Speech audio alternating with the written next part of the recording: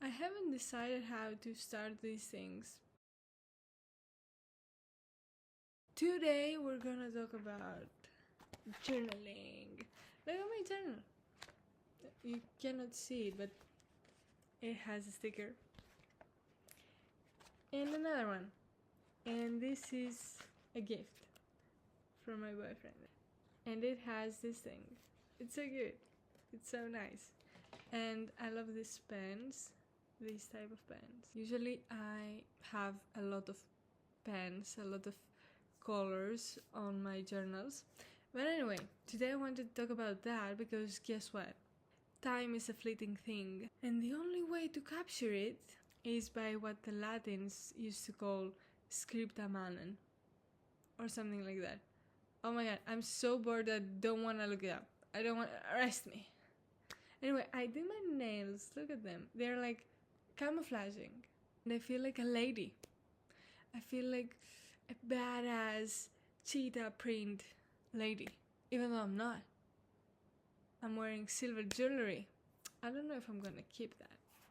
So it all started when a dear friend of mine said to me, looked at me dead in the eye and said, you know what?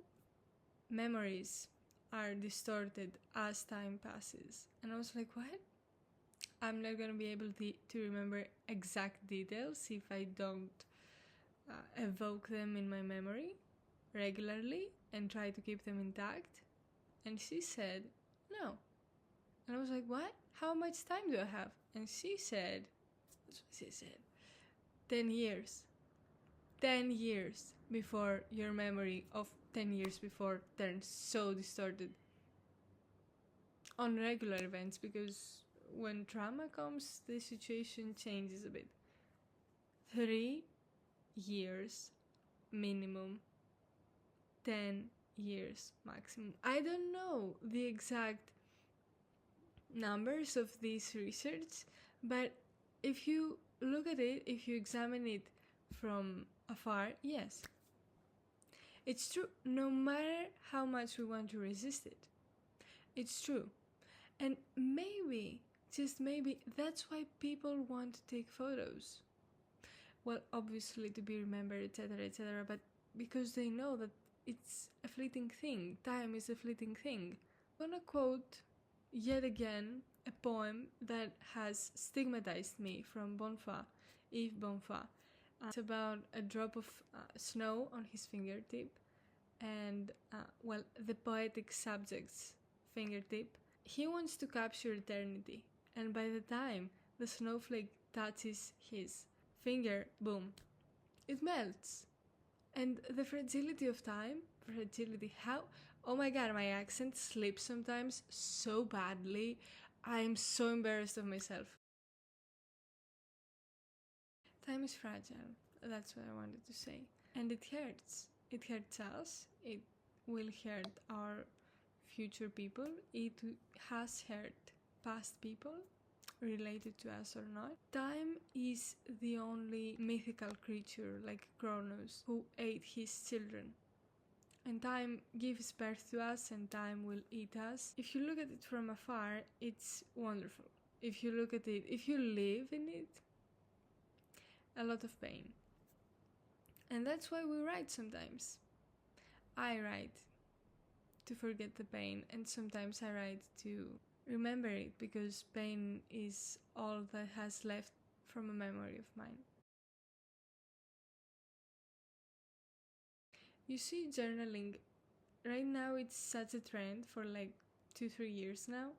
And for the record, it's 2026. Happy New Year. Happy New Year. I'm gonna upload this on February at best.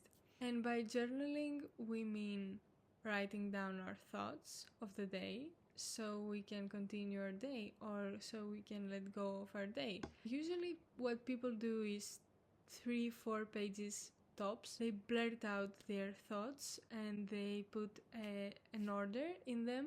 They tend to live more calmly. For many years, the idea of a diary was so normalized. I think that it's a beautiful thing that we have introduced to this timeline the word journaling as in writing down our thoughts, because there is a thin difference, well, not so thin, but there's certainly a difference about having a diary and having a journal.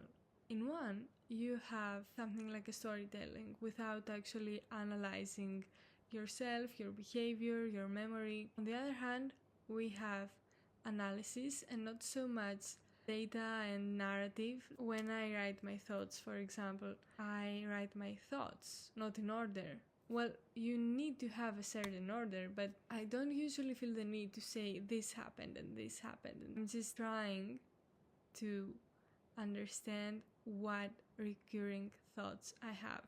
And I actually amaze myself because we think so little, but we have so many thoughts. Google it. I'm bored to I'm lazy. I don't want to Google it, but you should Google it. The number will amaze you. We think the same stuff and we don't realize it because if it keeps happening every day, we don't give importance to it. And one way to give importance to it and one way to notice it, write it, journal about it.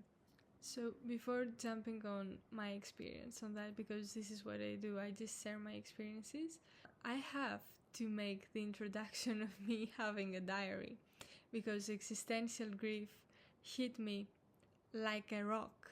I came in like a wrecking ball when I was 10. Even before that, but at 10 years old, at the brief age of 10 years old, I looked at myself in the mirror and said, you need to start writing down things. I was actually such a sweet child, as you can imagine. I had a very big magenta type of 3-themed notebook. It had Paris on it. At the time I didn't know French yet. I had no plan on doing so. And my godmother gifted that to me. I loved her. I had such an admiration for that woman. I still have, but I did therapy. I was mesmerized and I wanted to cherish that notebook and I wanted to never write quickly and to always do my calligraphy. And I had a beautiful thing of date in a cloud shape. I always had the title of the day. Yeah, believe it or not, I used to come up with beautiful titles even back in the day. After that, I used to circle that, and in box type of drawing, I wrote the day, like Monday or Tuesday, or today it's Thursday. Yeah, I'm also wearing this bracelet. You cannot see it, and I don't wear any bracelets. I forgot my rings. I don't wear any bracelets because I always wear these types of things. And anyway, look how well I'm camouflaging with the background. Like, I'm one with the background. The background has embodied me, or the other way around.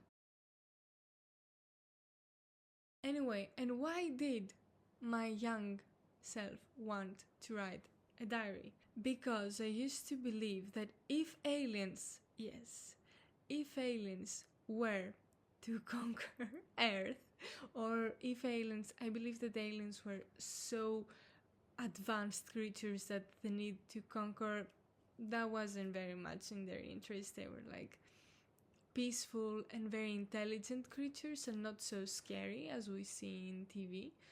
When they decode language, they will find my notebook and they will see how this lonely creature passes her days. At the ripe age of 10, I remember writing like, what's the point of life? And I was so down bad. Like, I still wrote like, I don't understand what's the point of my life. I'm not useful at anything. And I was useful at everything. I still continued to write after that. I remember writing about my dog. I was so responsible to having a dog because I knew that I was the reason that he was doing okay.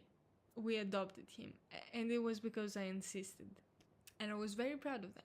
My diary flopped about 1.5 years later, and ever since then I used to think that if I were to begin writing a diary, I have to take it back from the day that I was 12 years old and continue. This is where it gets tricky. That thought reoccurred for the next 7 years.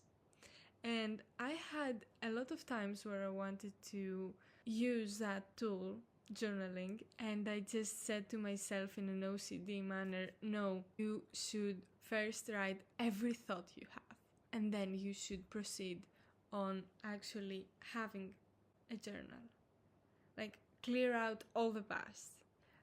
That's so OCD, well, not compulsion, but something really troubling, like an obsessive type of thought pattern. Like, why do you feel like you can do something so absolute in such order in order to just profit today? If anyone wants to journal and and you feel like you have to write your thoughts, no, just write today.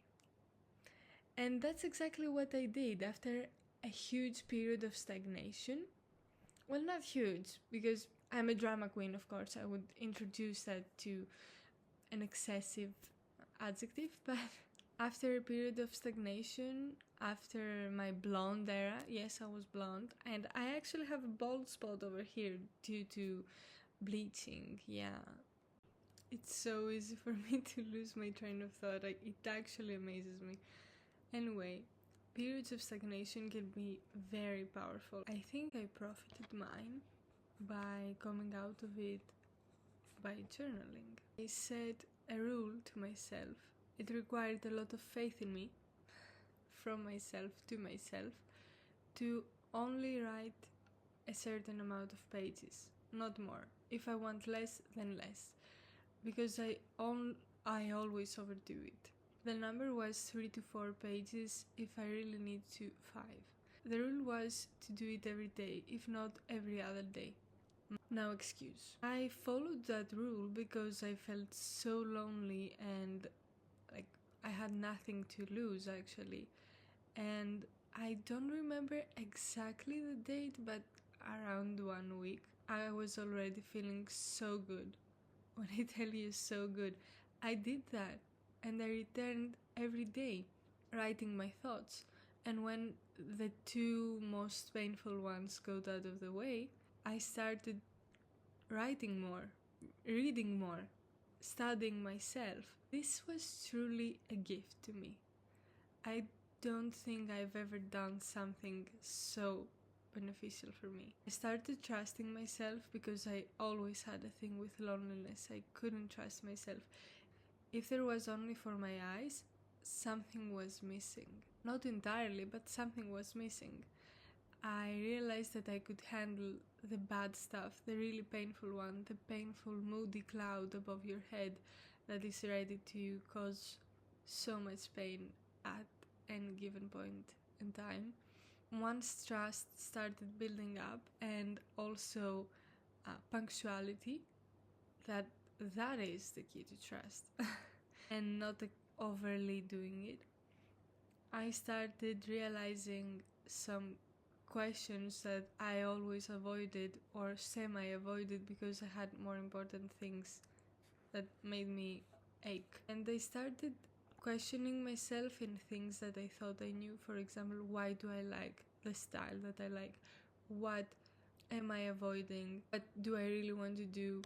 And these sound deep and simple questions. The thing about writing your thoughts is that you believe that you will make a simple thing overly complex. But no, by writing that, you combine logic, sentiments, and emotions. Things that seem simple sometimes are not, but the things that seem so complex, so difficult, so confusing, they are not once you start writing.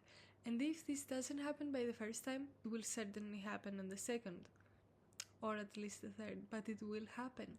I can sit here and talk about the very many benefits that it gave me, but one was that I actually had to stop being bitter about situations that I actually am capable of doing. I started heavily planning my book, and I started writing it. It's amazing. I always knew that I wanted to write a book, and I never dared to even organize it. I knew the start, I knew the beginning, I knew the end. But what about the beginning and what's the in between? I realized why I hated being associated with physical exercise, why I hated sweatpants, why I hated anything that made me appear comfy chic. And I realized that I am a person, because I used to think that I'm all brains and no body. Again, this is my personal experience. Obviously, you can not relate to that. Obviously, not everyone is gonna relate to that, but maybe that's the beauty of it, because if you journal, you'll understand yourself more. And everyone is different, and everyone has common grounds. That emotional digestion that was happening intentionally with agency and with keeping promises to myself, it revealed something that I had no idea, or I tried to not have any idea. I tried to convince myself that no, this isn't it. I didn't see it coming. I revealed to myself my inner optimist. At first page, probably chaos. Second page, something is starting to add up. Third page or fourth page, clarity. What a beautiful word, actually, clarity. One thing I never believed I could do was reach a happy end. And at the end of every day, I reached a happy end. Because this is what anxious minds do. They have a semi-good life, and anxious minds love to reverse the peace that they receive, and they turn it into a cloud. Most of the anxious people I see, including myself, we had been through something, and then we carry that because we never let our nervous system feel safe in order to let it go. So I continued to carry on the stress and the alert of once being startled, with the usual stuff like inability to sleep, etc. etc. I think that I do not complain in here about my trouble falling asleep. But anyway, when I make a podcast about Family Guy, I will get to that. And you're probably now wondering, what does Family Guy have to do with your insomnia? You'll find out. Stick around. Stick around. And as I was saying, I'm sorry for the long zigzags my brain does. As I was saying, my inner optimist was revealed, and I began being so positive. Like, I began staying in the present moment, because from school we learned that you should pass your class and the other one and the other one and the other one, and then go to the university, and then a master's degree, and then a job or a PhD, and then another job, or stay at your job, and then have a kid, and then. It's never over. I agree with the school, yeah.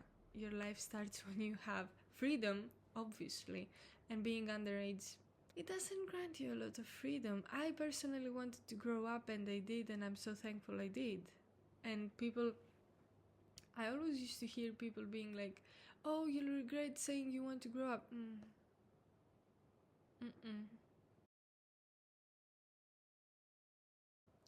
And I started being in the present moment, and I realized that I can alchemize that positivity, and I can make it stay, and I can spread it with my friends. Journaling made me more in contact with myself, because obviously we live in times where psychoanalysis is so trending, and we love trends because they're beneficial if you take advantage of them. I used to have an idea about what was going on in my brain, many ideas, and I validated them and dug more in depth. The thoughts here, they can do many things, but once you combine logic, pauses, and a little bit of time, and your handwriting wonders. Something like making a list, and that's another thing about journaling. When I'm anxious and in loss of control, because we don't have a lot of control in our lives, we can be perfect and boom, an asteroid. Well, No, obviously an asteroid won't hit us, but there are so many things out of our control. And one thing that helps, lists about what I want to buy, about my dream, about having free time, about solo activities, about my priorities, about uni, about possible jobs, about possible gifts, about anything, no matter the importance. I once heard an advice from a mom of my friend, and she said to me, when you feel like you have many things in here, write them and see how many are solvable, and solve the ones that can be solved, and whatever cannot be, maybe you'll figure it tomorrow, maybe the day after. And I was like, wow, yeah, when I'm anxious, I make lists. I love it. If you consider it, maybe journaling is a long list, a long explained list. Maybe not. I started journaling in French to practice my French. That was the explanation I gave to other people, because first of all, it was practice. Second of all, it gave me privacy. Thirdly, I could speak the same French, but I could write faster. It was amazing. I don't do it anymore, but I used to do it for half a year, and wow, wonders on my written French, and also my handwriting. Which my handwriting, I have a bizarre relationship. I like my handwriting. I notice that it changes a lot depending on the pencil. I don't really like pencils around the pen. It changes a lot depending how I feel. And if I feel put together, my letters are put together and clean. If I feel in a hurry, disappointed, whatever, I write fast, and they are so English calligraphy type of thing, and sometimes I confuse my own self with my alternative calligraphy. This is not weaponized incompetence, oh my god, it sounds like it is, but I like people who have readable and weird handwritings. But besides French, I used to write down my dreams. I kid you not, this is a separate episode, but I kid you not, I have written over 400 dreams. Once you start writing, there's a muscle, there's a memory. And once you start evoking that memory, other memories come. Have you ever tried writing about a situation that happened, believing, oh, I don't remember much, blah, blah, blah. And then you start writing and things come, scenes flash right before your eyes. This was exactly it. Because dreams are memories. I'm a light sleeper, so of course I have a lot of dreams, and I wake up like 3 times during the night, and if I'm lucky enough to sleep during the night. But yeah, thank God for melatonin. I had memories of such strong dreams. I will get in more depth when I make an episode, because I look so forward to it. I just want to be a good podcaster and practice more in not so important subjects. But I realized that I have not only recurring dreams, but I have the same places. There is a map in here, and I have dreams in this map. I have separate years of visiting the same places, and they actually connect in a bizarre way that with the places I have lived and I have given importance to. And memories are symbols, as Freud and Carl Jung said. Memories carry symbols, and who doesn't love symbols? I don't know, I love symbols, and I pay attention to them. And dreams, they are perfect because you get your own personalized symbols. And the thing is, when you start writing, that muscle, writing is the protein for your memory. Because, oh my god, what did I just say? Writing is the protein of your memory. Wow, I am amazing myself right now. I don't know if you feel amazed. It did wonders. And there were times of stagnation also, because not every day it's possible for me to write my dream, and sometimes it just goes back to blank. When I try intentionally to say, I'll remember my dream, and when I try to make keywords to remember my dream, to write it during the day, the next night I have vivid dreams, like more vivid than usual. You can see how much free time I have and how boring is my life. I mean, before filming my podcast, I had a cola with stevia, and I was looking at the glass and I was like, oh, maybe someone would see me and think she's drinking wine. No, I was drinking cola. I don't even smoke. I'm so banal, so banal. Another really important thing I wanted to mention was that I actually tried to write a diary with a person that I used to always think that I wouldn't have in my life, like a person destined to live both physically and mentally. I realized it early on and I started writing, and I started making keywords, even in my deepest, darkest moments, making keywords about our memories, and I tried to write them in bullet points, and I concentrated a lot of those dark nights actually trying to write and reliving both the good and the bad, and trying to write and then seeing that person again, creating more memories and acting as if I'm going to lose them, and I did. And I remember I never once opened these notebooks, and I remember thinking to myself, you should write that. It was really sad. I don't know why I'm telling you this, but it fits in the narrative of having a diary. Even in the deepest and darkest moments, we are so sad that time is killing us. We can make wonders. Even fear-motivated things can make wonders. We're here to transform that fear into something magical, something ecstatic, something wonderful even. Not only joy is worth being mentioned, and not only calmness is worth being mentioned. I mean, that's really stupid of me to say because nobody writes about calmness. Maybe sadness disguised as inner peace, but not many people, not many great writers were motivated by peace. Whatever you do, whatever you're trying to write, there is no way to avoid sounding at least poetic, and that's so magical. I heard someone sharing to me his diary. He believed that he had no sense of poeticity, poetic. Fuck, the word keeps coming to my brain in French. Anyway, and I started hearing his thoughts that he has written in his diary, and he said phrases that, and I was like, wow.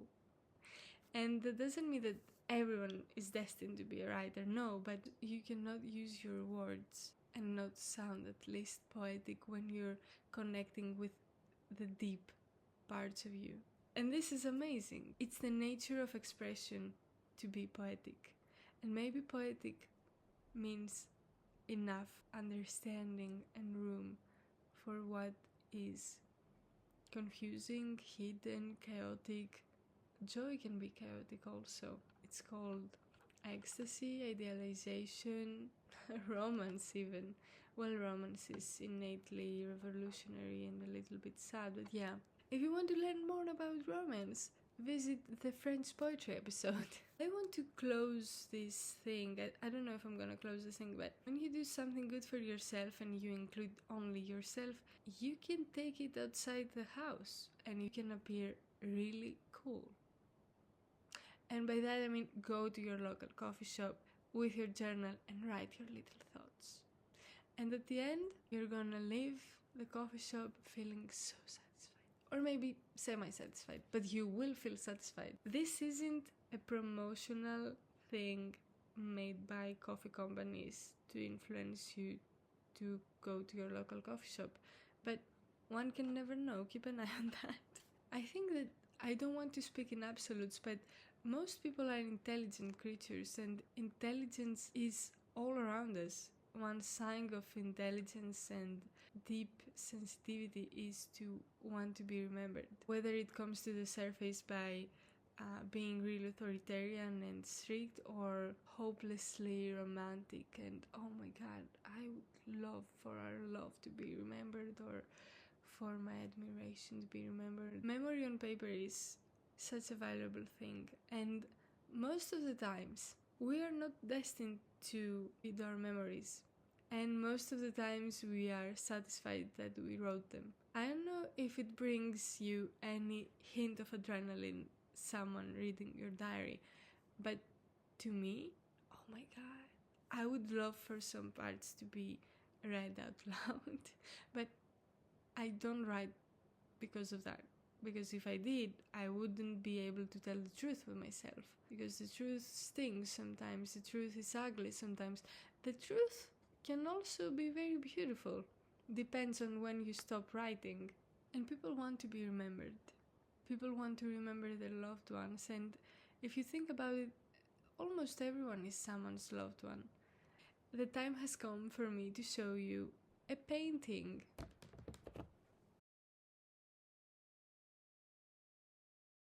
It's called Floor Scrapers by Gustave Caillebotte.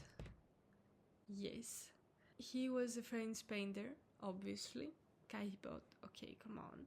And as you can see, there are 3 people scraping the floor, and I'm not gonna ramble on the true story behind the painting, because this is not what we do here. I analyze paintings based on an impression of mine and nothing else. And if you want to learn more about the history of a certain painting that I'm presenting to you, just Google it and you can learn the history or make your own assumptions. I believe that art is to be interpreted by the one who made it and by the one who admires it, not by the one who just looks at it, though. Maybe I'll change my mind, because nothing is certain and nothing is absolute. But I wanted to focus on the similar faces of these people, and when I looked at it, I said to myself, maybe that's a time lapse. 3 people is just one person. It's a beautiful presentation of time. Scraping the floor means scraping the base. By journaling, it's you, yourself, keeping company to yourself, discovering the room of your brain, forming again the base, challenging yourself. As much as you dare to challenge yourself. Not everything is for every moment, obviously. The beginning of journaling, like the start, oh my god, you are scraping the floor. You are transforming it. A person is a product of society, and society is a product of the person. Of course, you're not completely alone, because influences of outside world, culture, and your past are shaping you, but after a certain age, you are shaping yourself, and the more you dare to question yourself, the more you dare to question your base, the more you dig, the more you can transform and build a certain foundation, and the foundation of your desire. I read on a TikTok. I remember the font, it was pink. But it said, growth for the sake of growth is Cancer mentality. Like, not the zodiac, just the illness. And I was like, wow. I'm gonna close this episode by saying that reaching a point where you are mostly satisfied is possible. One cannot be truly satisfied, because what's the curiosity to that? I think that the next episode is gonna be about fairy tales and about the history of them, and I'm gonna leave you to it.